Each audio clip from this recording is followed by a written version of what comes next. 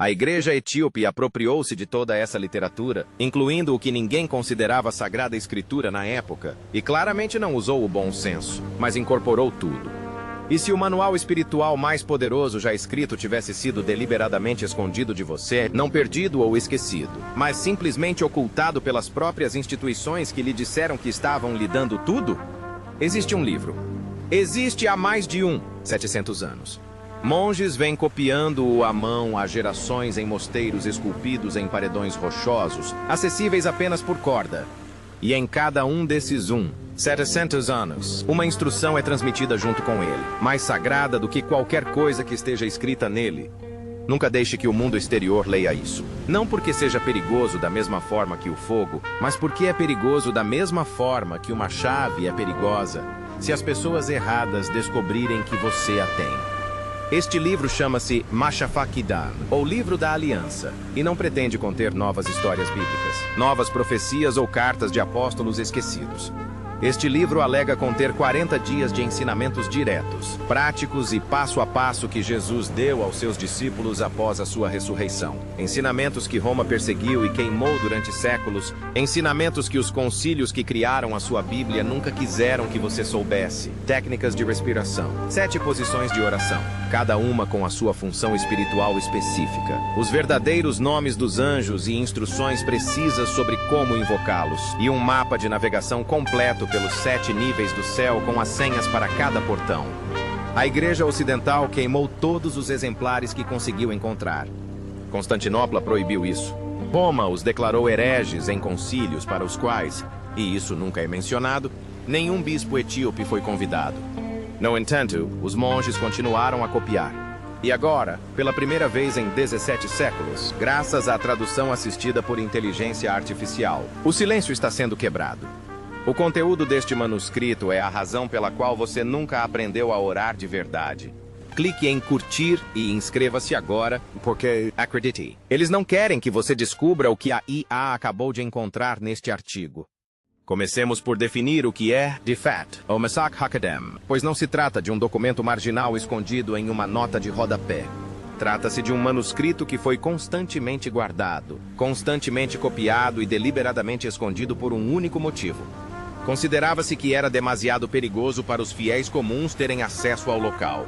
Segundo o texto, após a sua ressurreição, Jesus não só apareceu aos seus discípulos, como também comeu o peixe e ascendeu ao céu. Ele permaneceu lá por 40 dias e durante esse tempo não pregou nenhuma parábola.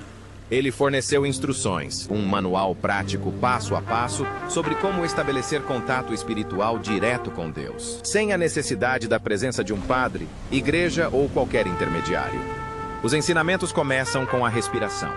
Segundo o manuscrito, Jesus instruiu seus discípulos a respirarem de uma certa maneira que prepara o corpo para a recepção espiritual. O ritmo descrito é preciso. 3 contagens, 7 retenções, 4 contagens. Isto não é decoração. O texto explica a função. Esse ritmo específico diminui os batimentos cardíacos, silencia o ruído mental que bloqueia a percepção espiritual e abre o que o manuscrito chama de olho interior, a capacidade de perceber a realidade espiritual diretamente, em vez de apenas por meio da fé. Conforme o texto afirma, dominar a habilidade requer exatamente 40 dias de prática diária e consistente, e não 20, 30 ou 40. Portanto, o período de ensino após a ressurreição durou exatamente 40 dias. Não foi simbólico, mas funcional. Em seguida, vêm as posições, set no total, cada uma alinhando o corpo com uma frequência espiritual diferente. Ficar de pé com as mãos erguidas acima da cabeça conecta o praticante com os anjos da glória. O texto descreve o corpo como uma antena, literalmente orientada para a recepção. Inclinar-se com a testa pressionada contra a pedra abre canais de instrução divina direta.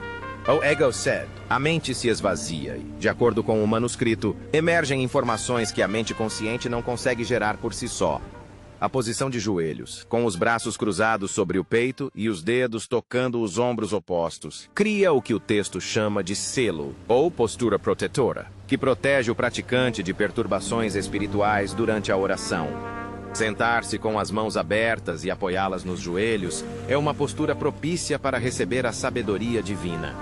Deitar-se completamente, entregar-se completamente, é reservado para a transformação mais profunda. Essas não são metáforas. O texto indica claramente quando cada item é necessário. A oração da manhã é realizada em uma posição diferente da oração da noite. As orações de cura são diferentes das orações de proteção. Nada é obscuro, nada fica aberto à interpretação pessoal. Meshach Hakedon não te ordena a crer, mas te diz o que fazer. E foi isso que tornou tudo tão perigoso. Para entender por que esse manuscrito se tornou alvo de ataque, é preciso compreender o momento histórico em que a decisão de destruí-lo foi tomada. No século IV, Roma fortaleceu seu poder sobre o mundo cristão. Concílios da Igreja foram convocados para decidir quais textos deveriam ser incluídos na Bíblia oficial e quais deveriam ser removidos. Não foi debatido, não foi arquivado, não foi eliminado. Os exemplares foram confiscados e queimados. Os padres flagrados lendo os textos foram punidos com a excomunhão. Bibliotecas inteiras foram reduzidas a cinzas sob o domínio de homens que alegavam falar em nome de Deus. Meshach Hakedon foi um dos primeiros alvos. E aqui está a parte que muda tudo. Os concílios que condenaram este manuscrito jamais convidaram um único bispo etíope para participar de suas deliberações, nenhum sequer. A decisão de declará-la herética foi tomada exclusivamente por autoridades que nunca haviam pisado em solo etíope e baseou-se em um texto usado por uma igreja que elas nunca haviam visitado. No entanto, a Etiópia já era cristã antes da fundação de Roma. O rei Ezana declarou o cristianismo a religião oficial da Etiópia na década de 430 d.C., mais de 50 anos antes da conversão oficial do Império Romano. Vamos esperar um momento. A igreja etíope compilou escrituras, treinou sacerdotes e construiu locais de culto, enquanto Roma continuava a lançar cristãos aos leões nas arenas públicas. Assim, quando as autoridades romanas declararam Meshach Hakedon um herege, os monges etíopes não protestaram, não fizeram petições, não debateram, simplesmente recusaram. Eles recusaram e continuaram copiando. À luz de velas, em celas escavadas diretamente na rocha viva, em mosteiros empoleirados em saliências, cercadas por precipícios de 300 metros acessíveis apenas por corda e escada, em terrenos que nenhuma legião romana jamais havia cruzado. Esses não eram lugares para contemplação tranquila. Eram fortalezas de sobrevivência, projetadas especificamente para proteger Roma daquilo que ela desejava. Mas eles preservaram muito mais do que apenas Meshach Hakedon. O cânone bíblico etíope contém 81 livros. Existem 66 deles na Bíblia protestante. Existem 73 delas na Bíblia católica. A Etiópia guardou tudo. O princípio deles era simples. Se provinha da tradição apostólica, era copiado e protegido.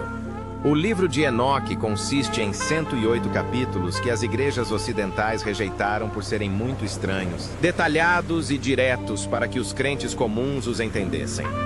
O livro dos Jubileus, que reconta o livro do Gênesis, fornece datas precisas para a criação do mundo, a origem das forças demoníacas e um calendário sagrado completamente diferente. Quando fragmentos dos manuscritos do Mar Morto foram descobertos em 1947, confirmando a antiguidade do livro de Enoque, os cientistas imediatamente começaram a montar uma cópia completa. Eles possuíam fragmentos de cavernas no deserto. Para ler o texto completo, eles tiveram que ir à Etiópia, porque os monges haviam preservado o que o deserto havia destruído. Os Evangelhos de Garima, que pesquisadores de Oxford dataram por carbono em torno de 390 d.C., contém versões textuais completas não encontradas em nenhuma tradição manuscrita ocidental. Frases removidas de todas as cópias gregas e latinas controladas por Roma. A doutora Judith Mackenzie, historiadora de arte de Oxford que estudou as iluminuras de Garima, afirmou que o nível de sofisticação dessa obra de arte estava séculos à frente de qualquer coisa criada na Europa medieval da época. Retratos dos evangelistas em página inteira, impressos com tinta dourada, cujas cores permanecem vívidas mesmo após 600 anos. A geografia protegeu o que a fé preservou.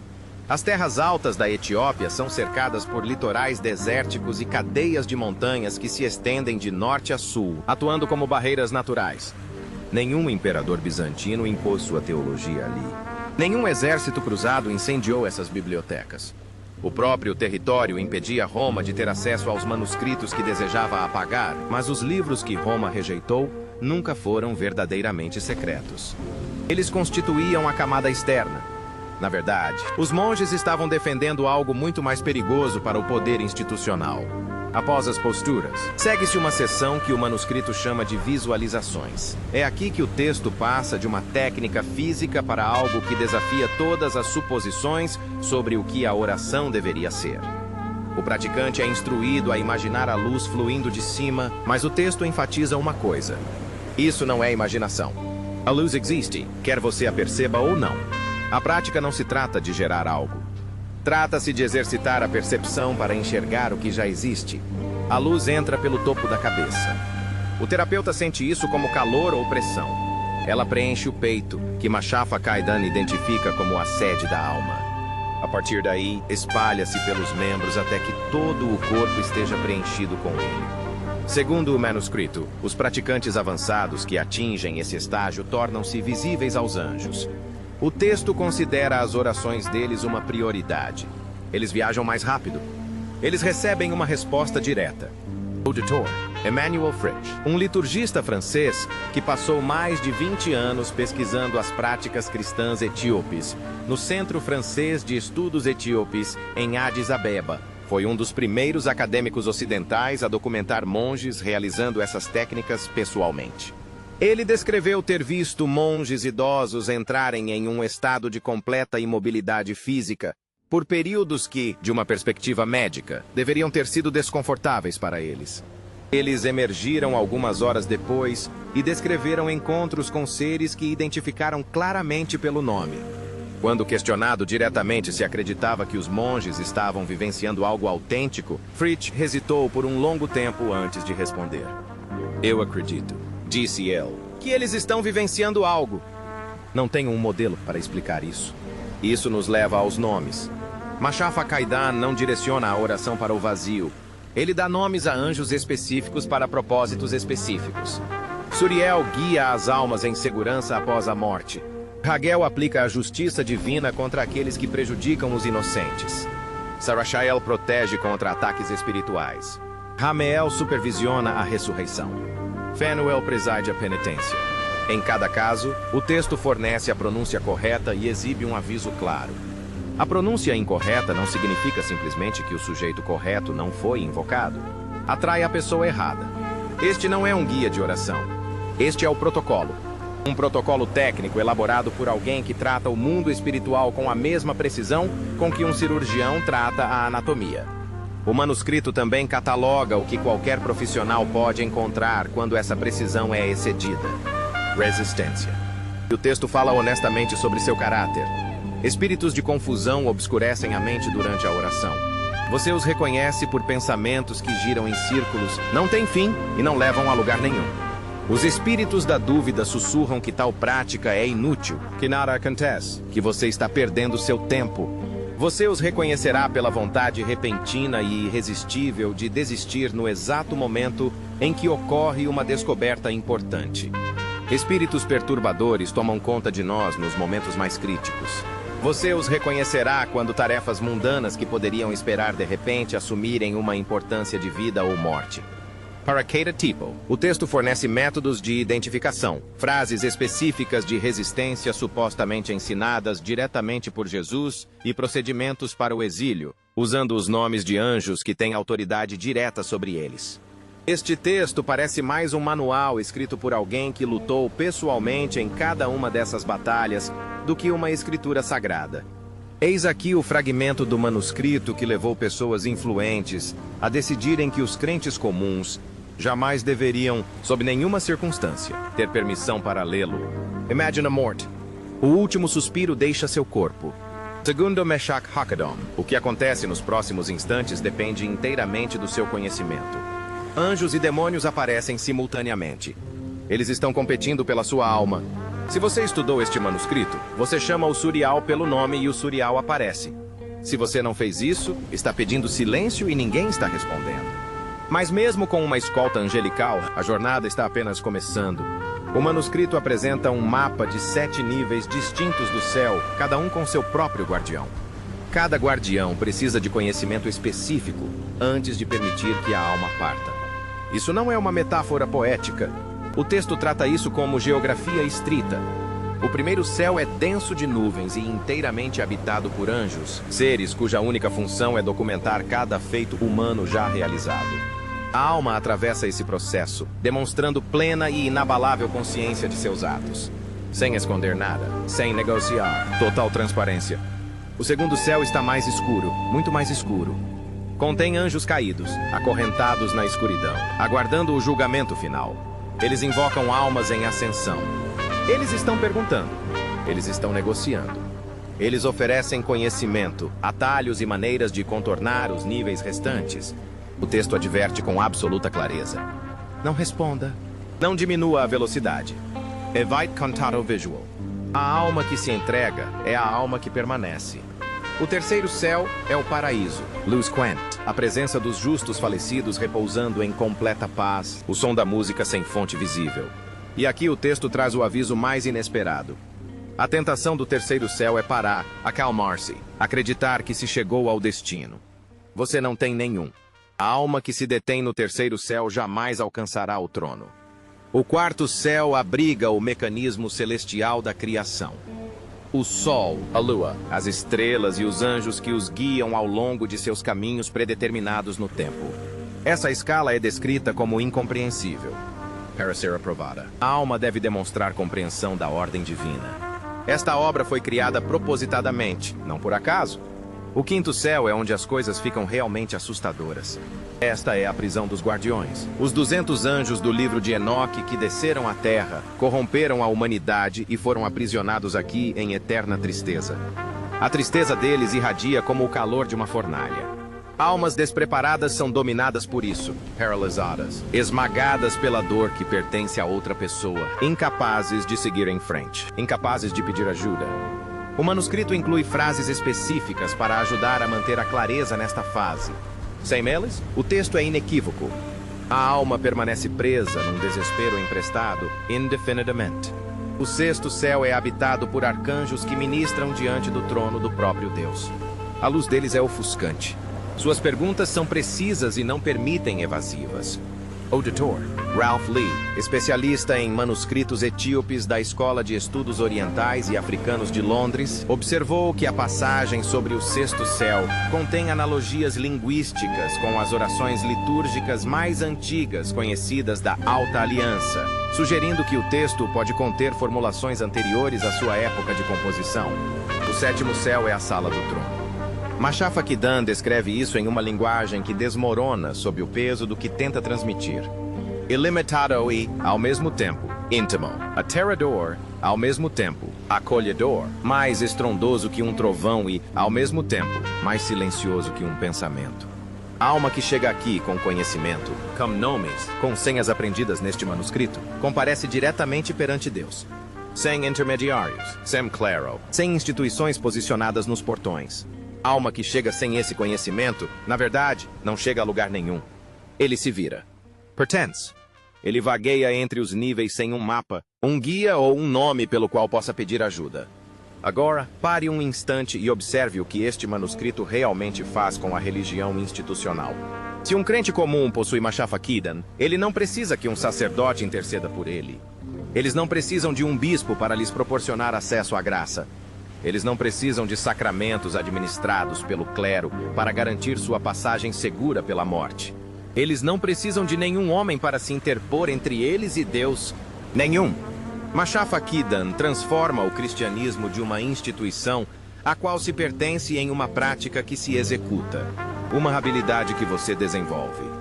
Um mapa que você segue com suas próprias mãos, com seu próprio fôlego, com seu próprio nome nos lábios na hora da sua morte. Roma não conseguiu construir um império sobre essa base. Constantinopla foi incapaz de manter o controle sobre milhões de fiéis, cada um dos quais possuía sua própria chave para o céu. Então eles queimaram as cópias. Este texto foi condenado nos conselhos, onde aqueles que o utilizavam eram deliberadamente excluídos dos procedimentos. Eles convenceram gerações sucessivas de fiéis de que o cânone estava completo, que nada havia sido removido e que qualquer um que afirmasse o contrário era um herege ou um tolo. mas eles não conseguiram chegar à Etiópia. E a Etiópia se lembrou de tudo. Os monges vivenciaram eventos que deveriam tê-los apagado completamente. As invasões muçulmanas no século XVI levaram à queima de mosteiros. Durante a ocupação italiana no século XX, manuscritos foram saqueados e enviados para museus europeus. O regime comunista Derg assassinou padres em praças públicas e incendiou igrejas com fiéis ainda dentro. Fomes, guerras civis, décadas de completo isolamento do resto do mundo. Em cada um deles, os monges imitavam os outros. 60 gerações, de mãos dadas, vela por vela, montanha por montanha. Os missionários europeus que chegaram ao longo dos séculos esperavam encontrar um cristianismo original, um rascunho aguardando correção ocidental. Em vez disso, descobriram uma tradição teológica mais antiga e mais complexa do que qualquer coisa existente em suas próprias denominações. A liturgia etíope preserva práticas de canto que desapareceram na Europa durante a Idade Média. Alguns missionários tentaram reformar o cristianismo etíope, removendo livros desnecessários e adaptando suas práticas às normas protestantes ou católicas. Eles fracassaram completamente. A igreja etíope pratica sua religião há mais de 1000 anos, mesmo antes do nascimento dos missionários. Não tinha interesse em ensinar os recém-chegados, mas algo mudou. Os monges observavam como a tecnologia digital encurtava a distância que separava seus mosteiros nas montanhas do resto do mundo. Eles observaram enquanto acadêmicos ocidentais publicavam teorias sobre manuscritos que haviam fotografado, mas nunca lido na íntegra. Eles viram traduções amadoras circulando na internet, distorcidas, tiradas de contexto, apresentadas a milhões de pessoas sem a base teológica necessária para compreendê-las. Abba Hatselassie, um monge sênior do mosteiro de Debre Damo, um dos mosteiros continuamente habitados mais antigos do mundo, disse a pesquisadores visitantes em 2019 que a decisão já era óbvia, de acordo com fontes. É melhor traduzir corretamente, disse ele, do que deixar estranhos adivinharem o seu significado e enganarem milhões de pessoas. Eles também observaram o que estava acontecendo com o cristianismo no Ocidente. As igrejas estão se esvaziando, os bancos estão acumulando poeira e pesquisas mostram que dezenas de milhões de pessoas se descrevem como espirituais, mas não religiosas, ávidas por experiências diretas, ávidas exatamente pelo tipo de contato espiritual pessoal, prático e direto que Machafa Kedan descreve com precisão clínica. Os monges compreenderam o que o Ocidente havia perdido. Eles sabiam exatamente o que ainda tinham em mãos. 700 anos de silêncio foram suficientes. As traduções que aparecem agora são preliminares. Um trabalho acadêmico completo que compare o texto etíope do GES com as fontes gregas fragmentárias e discuta qual versão é mais antiga e qual preserva mais fielmente os ensinamentos originais levará décadas. Mas a porta agora está aberta e não pode ser fechada. A questão já não é se esse manuscrito existe. Sim, é verdade. A questão não é mais o que tem dentro. Agora você sabe. A única questão que resta é de natureza pessoal. Se a versão do cristianismo que lhe foi transmitida é a versão completa ou uma versão que sobreviveu após as verdadeiras instruções terem sido queimadas. Seja o método que lhe foi ensinado o método completo, ou o que sobrou depois que um conselho de pessoas poderosas decidiu que o restante era muito perigoso para você. Monges etíopes dizem que sua Bíblia está incompleta. Eles têm provas disso. Técnicas de respiração extraídas da sua tradição. As posições de oração eram consideradas muito perigosas para que os fiéis comuns as aprendessem. Os nomes de anjos foram removidos de todos os manuscritos ocidentais. O mapa estelar foi fechado porque dava às pessoas comuns um poder que as instituições tinham que manter para si. E depois de 17 séculos protegendo o que Roma tentou destruir, eles finalmente estão mostrando ao mundo, pela primeira vez, exatamente o que foi removido. Existem milhares de manuscritos nos arquivos etíopes que nunca foram traduzidos para nenhum outro idioma além do GES. Machafa Kedan é a primeira porta. Por trás disso, escondem-se histórias sobre anos ocultos na vida de Jesus que contradizem tudo o que é ensinado na escola dominical. Os registros referentes aos apóstolos, o cânone ocidental, foram completamente removidos. Suas missões, milagres e mortes são descritos em detalhes, não podem ser encontrados em nenhum outro lugar da Terra. E profecias contendo detalhes não preservados em nenhuma outra tradição na Terra. Estamos apenas começando a abrir essas salas. Se isso despertou algo em você, fique por aqui. O que acontece a seguir fará com que todo o filme pareça uma introdução.